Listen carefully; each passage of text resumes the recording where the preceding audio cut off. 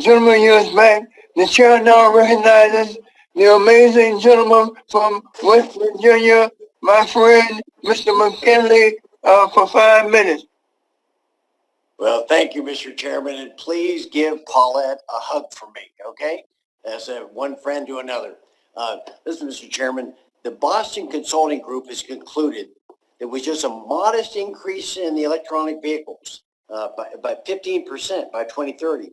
Our grid will require a 25% increase in generation capacity.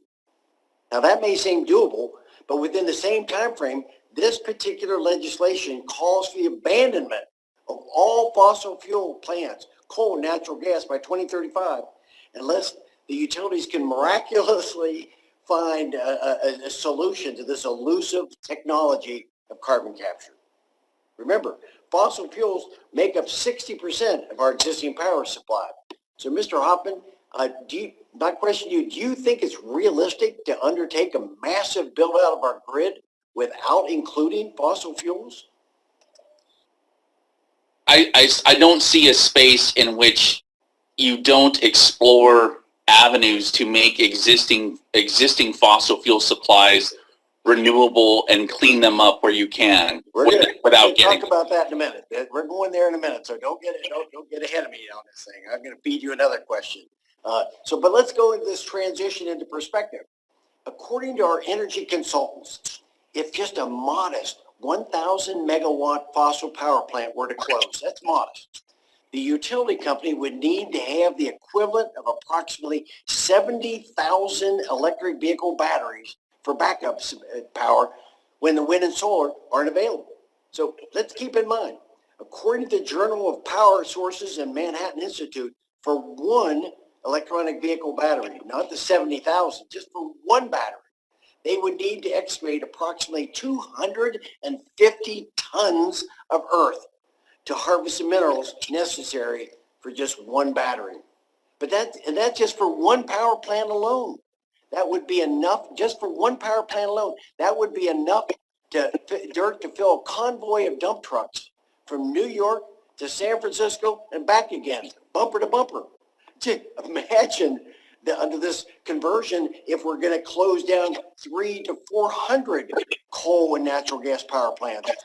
And my other question would be, how long are countries going to tolerate us ripping up their backyards in our heavy pursuit for lithium, cobalt, nickel, graphite, and copper? Wouldn't it make more sense to continue burning our abundant supply of fossil fuels using carbon capture? This is precisely the legislation Kurt Schrader and I have been working on for several years. It's a bipartisan, innovation-based approach to use our resources, existing resources first. So wouldn't that be a more environmentally sound approach compared to alienating other countries by ravaging their countrysides just to satisfy the hungry needs we have in America? So let me just close with this question to you. If utilities company have to compete with the electronic vehicle manufacturers for the same critical minerals, won't prices increase as they did for PPE during the early days of the pandemic? So, Mr. Hoffman, where am I wrong on this? So I will say, I can certainly say this, that it is certainly my understanding that there is no invisible force field against the other unintended consequences of when, all these mining approaches and other countries who don't have the stringent regulations that we do in terms of modernizing and cleaning our energy systems, that those impacts will, the reason why, climate change is not strict into any set boundaries. It is a world challenge.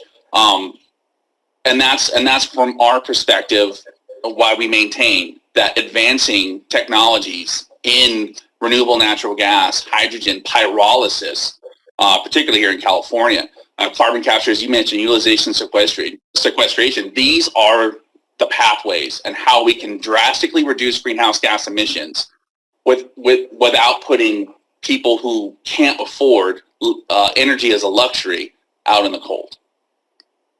Well, thank you. I think that's a good approach because I think what people are doing, They're ignoring the fact that the impact this can have on jobs and what impact it's going to have on people, economies with it.